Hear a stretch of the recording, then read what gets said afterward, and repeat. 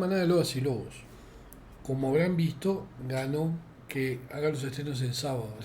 La verdad no tenía ganas, tenía ganas de hacerlo el domingo, pero está bien, los vengo haciendo sábado desde el principio, creo, o desde la primera vez que hice estrenos. Entonces digo, es más de lo mismo, o sea, vamos a seguirlo haciendo el sábado. Iba a ser una biografía atómica de Ligotti, pero debido a que tenía bastante material, decidí hacer un cómo adentrarse al género del horror, porque creo que Ligotti en este momento es el único escritor de horror que está tomando la antorcha de los grandes maestros como Lovecraft, Machen, etcétera. Principalmente Lovecraft, porque Ligotti tiene unas grandes influencias de Lovecraft. Cuando ponen en una lista a Stephen King con Lovecraft, a mí la verdad que me calienta porque no tienen nada que ver. Se lo decía uno de los seguidores del canal, es como poner a Paulo Coelho con Nietzsche. O sea, no tiene absolutamente nada que ver. Nada que ver. O sea, uno hace un mainstream barato sobre estirado, insoportable, lleno de publicidad, de, de personajes que son una mierda. Incluso el otro día estaba viendo un reportaje que le habían hecho a Stephen King, porque él, en la obra original de It, había dicho que para él era importante una escena donde había como una especie de orgía entre los pibes y la piba. No, la verdad, el tipo un enfermito mental, un idiota absoluto. Pero, por suerte, y está vivo y sigue escribiendo, tenemos un Thomas Ligotti. Vamos a hablar de Thomas Ligotti. Yo siempre a los que van a escribir horror, o los que quieren empezar, o a los que están escribiendo, y les falta todavía un poco de trayectoria, o de experiencia, o de información, les recomiendo que lean a tal o cual escritor. Ligotti es uno de esos escritores. Thomas Ligotti es un escritor estadounidense nacido el 9 de julio de 1953 en Detroit, Michigan. Es conocido por ser un maestro del horror cósmico, un subgénero literario que explora el horror que proviene de fuerzas cósmicas y desconocidas. Ligotti ha desarrollado una carrera literaria influyente, centrándose en historias que exploran la insignificancia y la impotencia de la humanidad en un universo indiferente y a menudo hostil. O sea, Ligotti es un pesimista 100%, es un tipo que considera que él al menos no quiere traer hijos al mundo porque ya este mundo es terrible y los traería para sufrir. Es una postura que tienen muchos filósofos de determinada doctrina, determinada escuela. Eh, yo no opino como ellos, pero bien, o sea, me parece que yo opino que si no se extingue la raza humana y la verdad, yo soy un tipo muy etnocéntrico. Yo quiero a mi especie y no quiero que se extinga. Sacando algunas excepciones que se tendrían que extinguir realmente.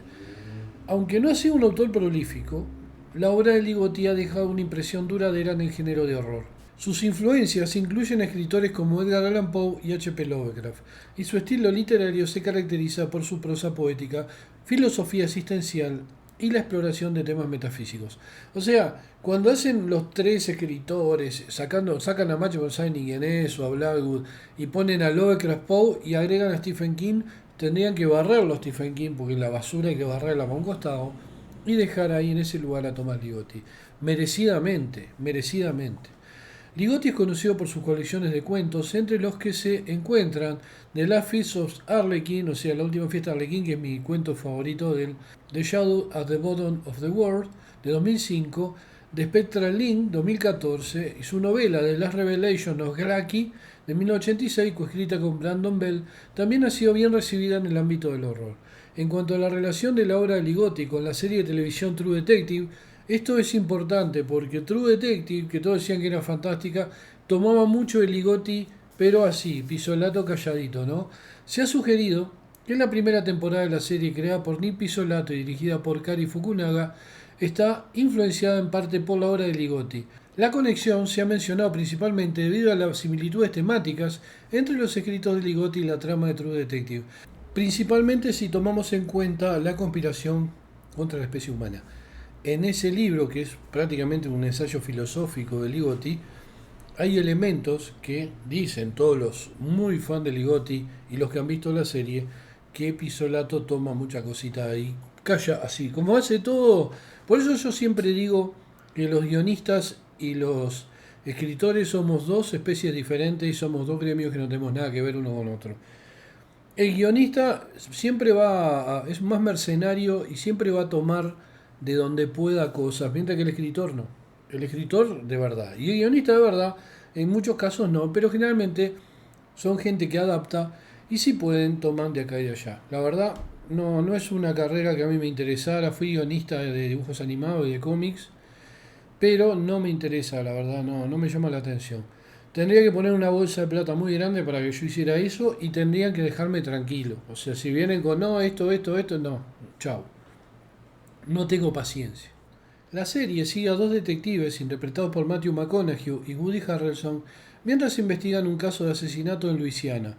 McConaughey interpreta a Russ Cole, cuyo personaje comparte similitudes con la filosofía pesimista y existencial presente en las obras de Ligotti. Cole reflexiona sobre la naturaleza oscura y nihilista de la existencia humana, expresando ideas que resuenan con los temas explorados por Ligotti en sus escritos de La conspiración contra la especie humana. Aunque Nick Pizzolatto no ha confirmado explícitamente la influencia de Ligotti en The True Detective, muchos críticos y seguidores han notado las conexiones temáticas entre la serie y la obra del autor de horror cósmico.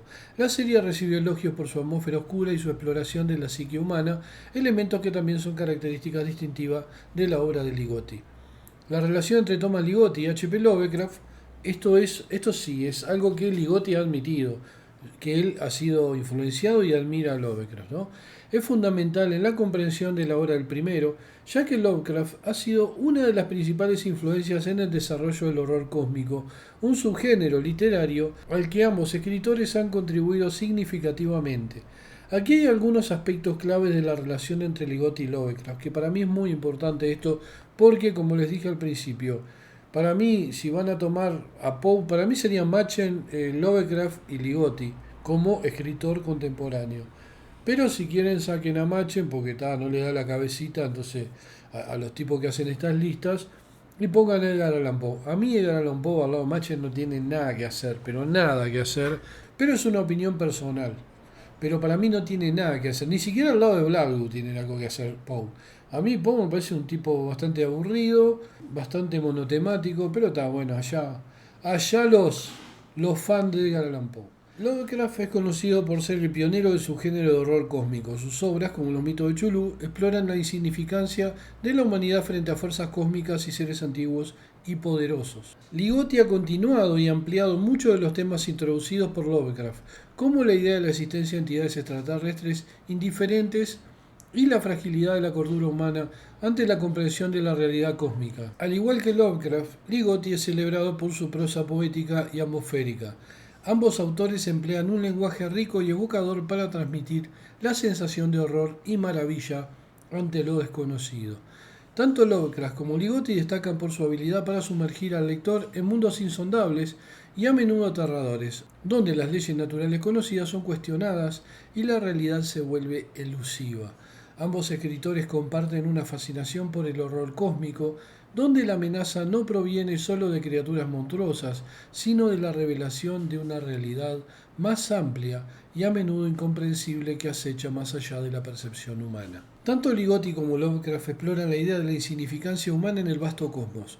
Los personajes de sus obras a menudo se enfrentan a la abrumadora realidad de que la humanidad no ocupa un lugar central en el universo. Aunque comparten temas, Ligotti ha desarrollado su propia perspectiva filosófica única en sus escritos. Sus obras a menudo exploran la naturaleza ilusoria de la realidad y la inevitabilidad del sufrimiento y la decadencia. Ligotti tiende a centrarse más en la experiencia subjetiva del horror, explorando las percepciones individuales y la naturaleza de la conciencia en un mundo cósmico. Esta atención a la experiencia personal diferencia su trabajo de la obra de Lovecraft, que a menudo se centra en narradores más externos y objetivos. Esa es más o menos la diferencia de Ligotti. Lovecraft es un poco más distante de sus personajes, mientras que Ligotti se mete más en la piel de los personajes, porque todo es parte de su filosofía pesimista. O sea, él aplica esa filosofía pesimista a sus personajes. En resumen, mientras que Lovecraft estableció los cimientos del horror cósmico, Thomas Ligotti ha llevado este legado más allá, añadiendo su propia filosofía y estilo distintivo a la exploración del terror cósmico y la condición humana frente a lo desconocido. Voy a hablar de mi libro acá en un instante. Y tal, si no hablo yo, ¿quién va a hablar? Mi libro Antiguas Festividades tiene una novela corta que se llama Antiguas Festividades, que es sobre Yumni Urat. Y el punto de vista que yo toco es otro.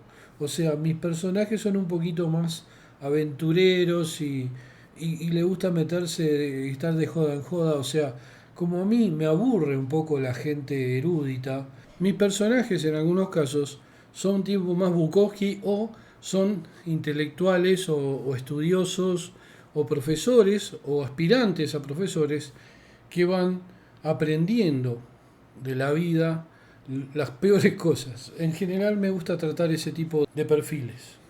Por eso todos aportamos algo al horror cósmico, se podría decir. Bueno, vamos a hablar de mi relato favorito de Ligotti que se lo mencioné hace un rato. Es La última fiesta de Arlequín, The Last Feast of Harlequin. Es un relato de Thomas Ligotti que fue publicado por primera vez en 1990 en la antología de Horror Show.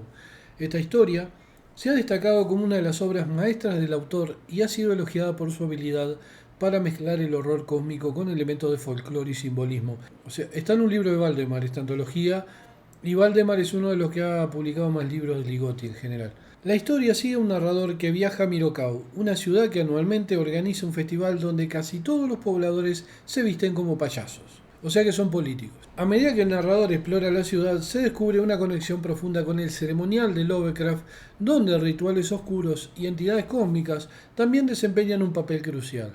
En este contexto, Mirocao se transforma en un escenario donde las barreras entre la realidad y lo sobrenatural se desdibujan y los habitantes participan en celebraciones que parecen invocar fuerzas más allá de la comprensión humana, aludiendo a las sombras innombrables que Lovecraft exploró en sus obras. Además, la trama revela ecos de la sombra sobre Innsmouth de Lovecraft, ya que la ciudad y sus habitantes están inmersos en prácticas secretas y veneran a seres arcanos.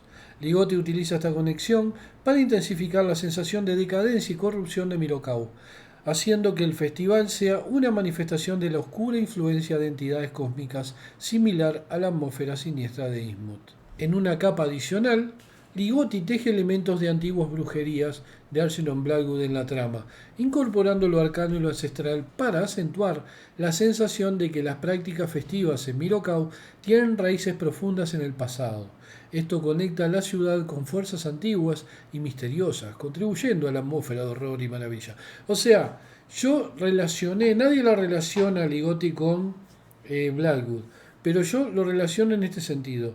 En este relato es un tipo que hace una investigación y descubre un lugar determinado donde un profesor de él parece que está ahí, y en ese lugar hacen una fiesta donde todos se visten de payaso, bla, bla, bla, y él va a esa ciudad y empieza a encontrarse con cosas que no son normales o naturales, son más sobrenaturales. Es lo mismo que pasa en la sombra sobre Innsmouth de Lovecraft, pero a su vez la sombra sobre Innsmouth es posterior a antiguas brujerías, que es lo mismo que le pasa a un personaje que llega a un pueblo donde parece que hay brujas y aquelarre y hay relacionamiento con los gatos. Les recomiendo a los fanáticos de los gatos, Antiguas Brujerías de Blackwood, se van a recontra copar con esa novela corta, se las recomiendo.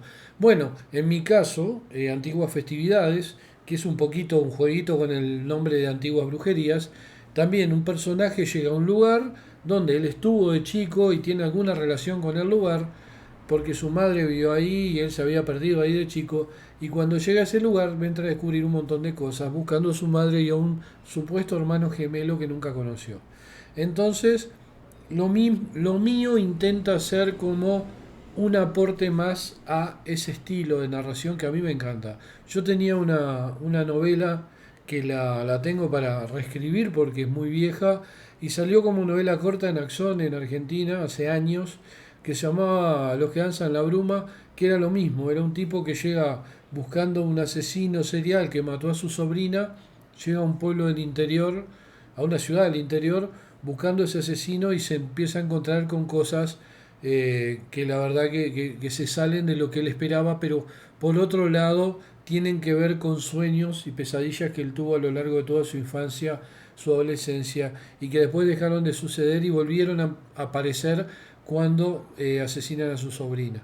Volvemos a Ligotti. Finalmente la relación con los payasos sagrados y las tribus Hopi se manifiesta en la figura de Arlequín, que no solo representa el aspecto físico y caótico, sino también un vínculo con lo sagrado y lo cósmico.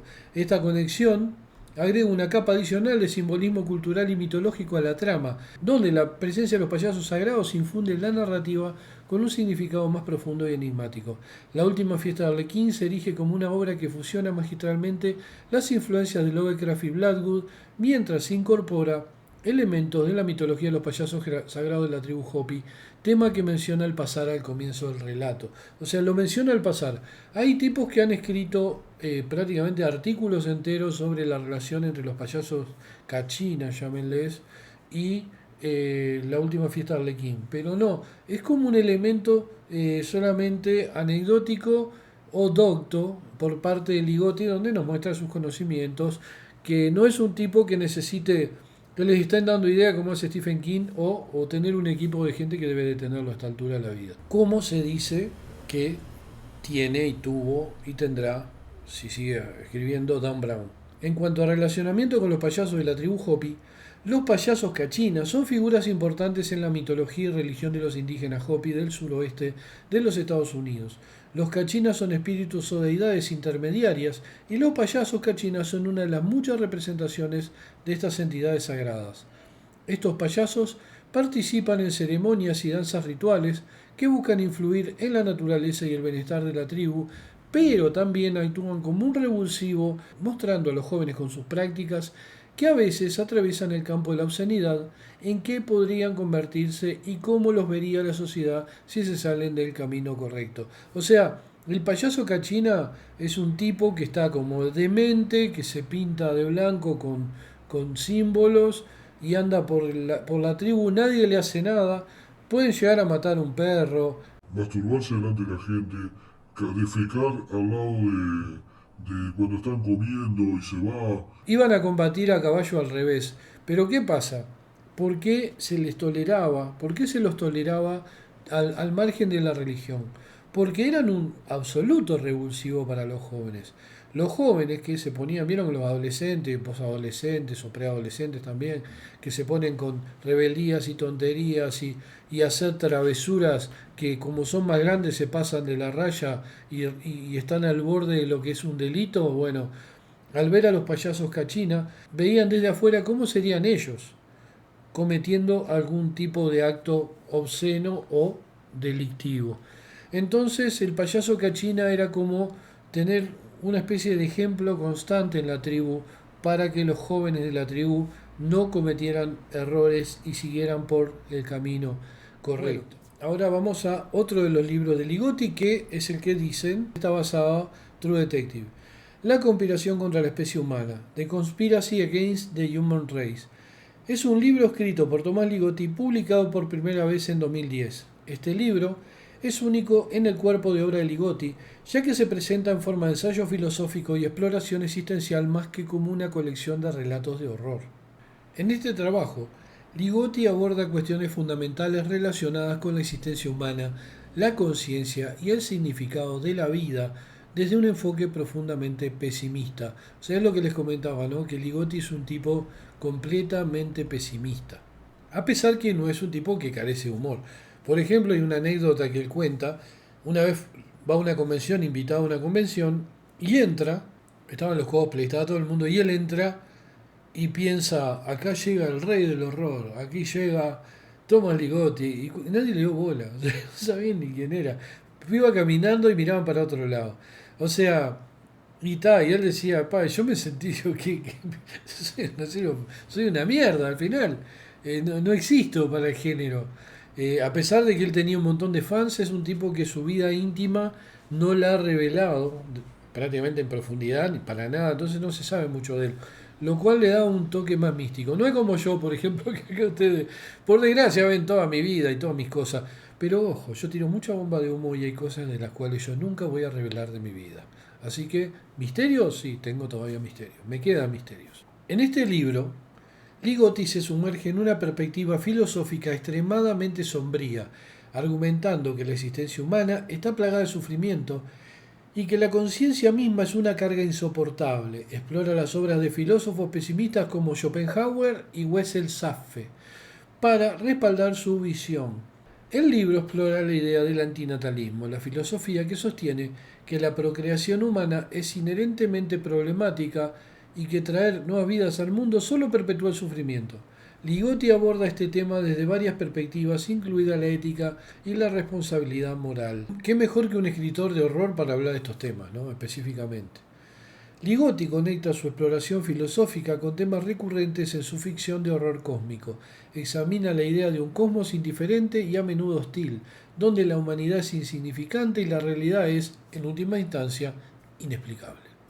A lo largo del libro, Ligotti se apoya en una amplia gama de influencias literarias y filosóficas, desde escritores de horror como Lovecraft hasta filósofos existencialistas. Estas influencias ayudan a contextualizar y respaldar sus argumentos. Ligotti mantiene su característico estilo literario poético y evocador, incluso cuando aborda temas filosóficos complejos. Su prosa reflexiva y atmosférica se utiliza para transmitir la intensidad de su perspectiva pesimista.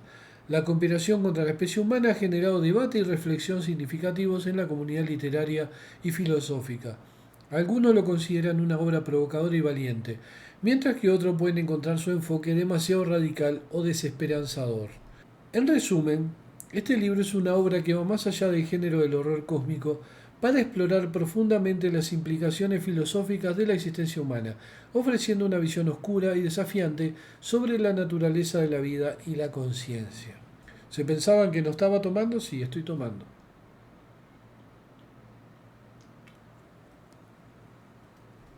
No siempre, pero a veces. Generalmente los fines de semana estoy tomándome días de abstinencia del alcohol. No pasa nada, no tomo a niveles de que me puedan considerar ebrio, porque no me tomaría una botella de whisky entera, me haría horriblemente mal. Mi organismo dice, hasta acá llegaste, dejate de joder, ya chupaste toda tu vida como una esponja, seguí adelante, trata de vivir todo lo que puedas. En cuanto a elementos oscuros que pudieran haberlo influenciado, no hay información específica o eventos traumáticos de su infancia que se conozcan públicamente. Sin embargo, es común que los escritores en general se vean influenciados por diversas experiencias de vida, ya sean positivas o negativas, y estas experiencias pueden manifestarse de maneras únicas en sus obras. La obra de Ligotti a menudo explora temas filosóficos existenciales que reflejan una profunda preocupación por la naturaleza de la realidad y la condición humana. Su inclinación hacia el horror cósmico, que destaca la insignificancia de la humanidad en un universo indiferente, podría atribuirse a su visión pesimista y filosófica de la existencia, pero estas influencias no se pueden rastrear de manera concluyente a este elemento específico de su infancia. Yo siempre busco, rastreo la infancia, si puedo, de los escritores, porque generalmente los eventos traumáticos en esa época, cuando uno está absorbiendo información, llevan a que se termine en este género del horror. A mí me pasaron un montón de cosas, por suerte ninguna de niveles íntimos, por suerte. Esa parte de mi vida es sumamente moral, o sea, yo soy un tipo muy moral porque a mí se me crió con una gran moralidad, por eso estoy en contra de los transgéneros y todo ese tipo de cosas, porque soy un tipo moral, por eso estoy en contra de la famosa Pride, o sea, que bailan todo desnudo, o los tipos que van a una escuela con menores a bailar en ropa interior, travestis, ese tipo de gente, porque soy un tipo muy moral con una familia muy moralista, por suerte. Mi madre no lo era, pero no me crió, así que... Bueno, ahora vamos a los premios de Ligotti, porque ganó unos cuantos premios, pero vamos a resumir acá para no empezar a una lista de premios. Ligotti ha ganado múltiples premios Bram Stoker, que son otorgados por la Horror Rights Association. Ganó la categoría de logro sobresaliente en ficción de colección por The Shadow at the Bottom of the World en 2005 y The Spectral Link en 2014. También fue galardonado con el Bram Stoker Award por Lifetime Achievement en 2015, lo cual está bárbaro, ¿no? Porque estamos viendo un escritor que escribió libros hace poco, o sea, ya no tenemos que ir un siglo atrás. Acá tenemos un gran escritor que está todavía escribiendo y sí, es un escritor contemporáneo de nuestra época, que es un poquito mayor que yo, no demasiado, 10 años, creo que debe tener 68 años, por ahí, 67. Entonces digo, está bueno tener a un Ligotti que sigue escribiendo y un Ligotti que nos va a brindar un horror contemporáneo, pero con una raigambre en los grandes autores del horror del siglo XIX y XX. Ligotti fue galardonado también con el World Fantasy Award en 1992 por su ensayo La última fiesta de Arlequín. Justamente es un ensayo que tiene que ver con su relato, obviamente. Estos premios destacan el reconocimiento y la admiración de la comunidad literaria de horror y fantasía hacia la contribución de Thomas Ligotti al género. A continuación vamos a algunas de las obras más destacadas, ¿no? O sea, hay un montón de obras, un montón de relatos, pero vamos a algunos en particular, los que yo recuerdo al menos, o los que yo pude leer. Yo no he podido leer unos cuantos porque no he tenido acceso a libros que ya están agotados, por ejemplo, aparte no me regala un puto libro, digo, me tendría que mandar a la editorial de libros de este tipo yo los voy a Ligotti lo voy a comentar, a Machen lo voy a comentar, a Bladwood lo voy a comentar, así que gente como la de Valdemar podría enviarme su librito. Valdemar, sé que no van a querer porque allá me tienen en España como el homofóbico. Chupa huevo, la verdad me la resuda. Que póngame como quieran, haga lo que se les ocurra. Yo sé lo que pienso y sé lo que soy. Y lo que ustedes digan que yo soy o pienso es su problema, no mi problema. Bueno, La última fiesta de Arlequín. Este cuento, publicado en 1990, volvemos a La última fiesta de Arlequín porque hice un resumen después más corto de cada uno para recomendárselos. O sea, estos son relatos que les recomiendo que lean sí o sí. Este cuento, publicado en 1990, es considerado una de las obras maestras de Ligotti. La historia combina elementos de horror cósmico con una ambientación festiva, explorando temas de culto secreto y transformación en la ciudad ficticia de Mirokau. O sea, este relato aparte él lo dedica a Lovecraft. ¿Tá? O sea, porque es un relato que se considera Lovecraftiano. La sombra en el fondo del mundo. Publicado en 2005, esta colección de relatos cortos destaca la maestría de Ligotti en la creación de atmósferas inquietantes y su habilidad para explorar temas metafísicos y existenciales. Cada cuento ofrece una visión única del horror cósmico. La última revelación de Clacky. Esta novela corta, coescrita con Brandon Bell y publicada en 1986, forma parte de los mitos de Chulú, influenciados por el trabajo de H.P. Lovecraft. La historia se centra en una antigua deidad acuática y los eventos que rodean su adoración. La última fiesta del Arlequín, ensayo. Además del cuento corto, Ligotti también escribió un ensayo con el mismo título en el que reflexiona sobre la naturaleza del horror y su relación con la festividad. Este ensayo ha sido bien recibido por su profundidad filosófica. The Conspiracy Against the Human Race, la cooperación contra la especie humana, publicado en 2010, lo que le decía True Detective, bla bla bla. Publicado en 2010, este libro es una obra de no ficción en la que Ligotti explora sus ideas pesimistas y filosóficas sobre la existencia humana. Aborda temas como el antinatalismo y examina la naturaleza del sufrimiento y la conciencia. Estas obras representan solo una parte del corpus literario de Thomas Ligotti, pero ofrecen una introducción a su enfoque distintivo del horror cósmico y su capacidad para explorar temas filosóficos de manera inquietante y evocadora. Cada una de estas obras ha contribuido a consolidar la reputación de Ligotti como uno de los maestros contemporáneos del horror literario, del horror, del horror, del horror. Y ahora voy a leer un fragmento para concluir de la conspiración contra la especie humana llamado Zombificación. Esto está en la conspiración contra la especie humana. Como se ha esbozado más arriba, Zapfe, que fue un filósofo, escritor y jurista que se hizo, esto lo agrego yo, conocido por su visión pesimista y antinatalista de la existencia humana, Zapfe, es un filósofo que ya falleció, muy interesante lo que dice, mucha gente estaba en contra de él y otros a favor. Volvemos a Ligotti. Zapfe llegó a dos determinaciones centrales respecto al dilema biológico de la humanidad. La primera fue que la conciencia había sobrepasado el punto de ser una propiedad soportable de nuestra especie y que para minimizar este problema debemos minimizar nuestra conciencia. Entre las muchas y variadas formas en que esto puede hacerse, Zapfe eligió centrarse en 4 estrategias principales. O sea, vamos a resumir o vamos a tratar de explicar a lo que se refiere Ligotti y Zapfe. Supuestamente la conciencia humana es mucho más compleja o tiene una dimensión más grande o es más enorme que la propia naturaleza. Y la naturaleza no es equivalente a la conciencia. Entonces nuestra conciencia, al sobrepasar la naturaleza, nos lleva a un caos mental. Eso es más o menos la idea de Zapfe y que sostiene Ligotti en este libro. Por ejemplo, divide en 4 puntos el tema este, ¿no? La famosa zombificación. 1. Aislamiento. Para poder vivir sin abismarnos en una caída libre de inquietud, aislamos los hechos terribles que conllevan estar vivos, regalándolos a un compartimiento remoto de nuestra mente. Son los locos de la familia confinados en el ático cuya existencia negamos con una conspiración de silencio. ¿Vieron cuando alguien tiene una persona que está mal de la cabeza o loca y la tiene en un altillo y le lleva la comida y viene gente y tratan de que no baje o lo cierran con llave, tipo película de horror? O como en Nacido de Hombre y Mujer de Richard Matheson, que tenían el hijo monstruito en el altillo encerrado, bueno, algo así. Pero con la conciencia, con hechos terribles de nuestra vida, que los aislamos, que los relegamos a un compartimiento remoto de nuestra mente. Nuestra mente tiene un altillo donde los hechos terribles van ahí y no tienen por qué ser revelados a los demás, como el loco de la familia. 2. Anclaje.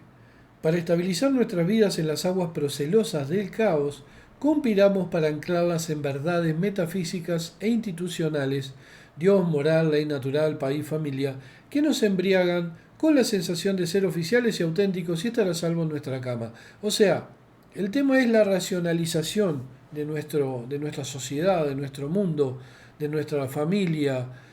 Racionalizamos para no estar volando en el caos constantemente a merced de un universo hostil e indiferente. Sé que las dos cosas son contradictorias. Si es hostil no es indiferente. Pero imagínense que hay algunas partes del universo que son hostiles y hay otras partes que son indiferentes. Pero ninguna es amigable a nosotros. Según esta filosofía de Thomas Ligotti. De ahí a que ustedes y yo creamos esto, es un tema aparte. Pero es buenísimo para escribir. Todo este tipo de material, todo este tipo de conocimiento, todo este tipo de filosofía y de especulaciones son buenos para los escritores o los aspirantes a escritores. También son buenos para las personas que leen mucho, generalmente todos los miembros de esta manada, o miran mucho cine elevado, no Marvel, ni Disney, ni este tipo de basura, porque después, cuando uno se para ante el resto de los humanos, que son banales, que se sacan el moco apretando el dedo, que se tiran pedos en el ómnibus, o toman mate haciendo chupando el mate, o en otros países otro tipo de cosas, bueno, ante ellos podemos sentirnos mejores si nosotros tenemos un problema de autoestima. Por ejemplo, alguien que tiene depresión y tiene problemas de autoestima, es bueno a veces que se pare en un pedestal creado por uno mismo y que esté construido con ladrillos de conocimiento. De esa manera, sintiéndonos así, yo no digo que sea bueno sentirse superior a nadie, todo lo contrario, no es bueno, pero en un caso extremo, cuando uno está en un punto donde la existencia y la no existencia se debaten en la mente, en ese caso es conveniente pararnos en estos pedestales para que la existencia predomine sobre la no existencia. ¿Me entienden? Me imagino que me entienden. Hay cosas que no se puede hablar literalmente en estos canales. Bueno, la 3. Distracción. Para mantener nuestras mentes irreflexivas en un mundo de horrores, la distraemos con un mundo de basura fútil o trascendental. Marvel. Como método más eficaz para promover la conspiración, se utiliza constantemente y solo exige que la gente mantenga los ojos fijos en la bola, o en la pantalla de su televisor, en la política exterior de su gobierno, en sus proyectos científicos, su carrera, su lugar en la sociedad o el universo, etc. O sea, uno para distraerse de este mundo terrible que le toca, tiene que entretenerse. Lo que tendría que definir la distracción también podría llamarse entretenimiento. Bueno, y la 4, sublimación. Para poder anular un miedo escénico paralizador ante lo que les puede ocurrir incluso a los cuerpos y mentes más sanos, sublimamos nuestros temores exponiéndolos abiertamente. En su sentido zapfiano, la sublimación es la técnica más singular utilizada para conspirar contra la especie humana.